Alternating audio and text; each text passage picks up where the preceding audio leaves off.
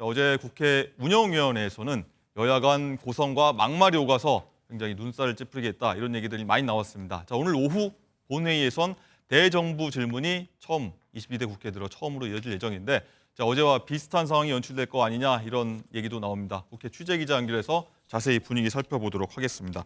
자, 장명우 기자, 자, 오늘 본회의에서 어떤 내용들이 다뤄질 예정입니까? 네, 대정부 질문 첫째 날인 오늘은 정치, 외교, 안보 분야에 대한 질의가 진행되는데요.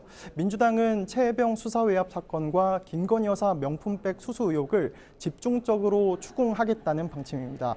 특히 윤석열 대통령이 최혜병 사건에 직접 개입했는지를 제대로 따져 묻겠다고 벼르고 있습니다.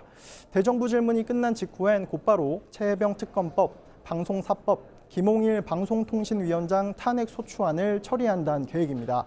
여당은 그런 전례가 어딨냐며 무제한 토론, 즉 필리버스터로 맞서겠다고 나섰습니다.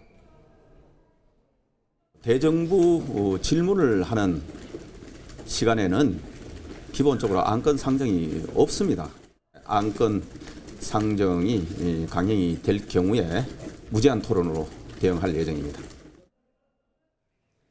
네, 그런데 방금이죠. 김홍일 방송통신위원장이 자진 사퇴를 했습니다. 자, 그러면 어떻게 되는 겁니까? 표결 처리 안 할 수도 있는 겁니까?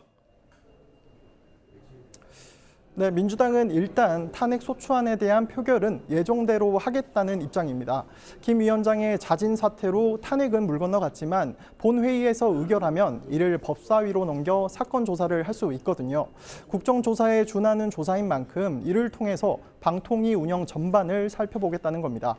민주당은 5인 상임위원 합의제로 운영돼야 하는 방통위가 2인 체제로 안건을 위법하게 의결하고 있다는 점을 문제 삼고 있습니다. 방송 장악 쿠데타를 기도한 김홍일 방통위원장이 탄핵을 피하려고 꼼수 사퇴했습니다. 사퇴를 해도 잘못이 사라지는 것이 아닙니다. 네, 그러면서도 사실상 무용지물이 된 탄핵 소추안에 대한 후속 대응을 고심하고 있는 분위기입니다. 일각에서는 김 위원장의 후임 방통위원장 인선 과정에 협조하지 않는 등 반발할 것이라는 관측이 나옵니다. 지금까지 국회에서 MBN 뉴스 장명훈입니다.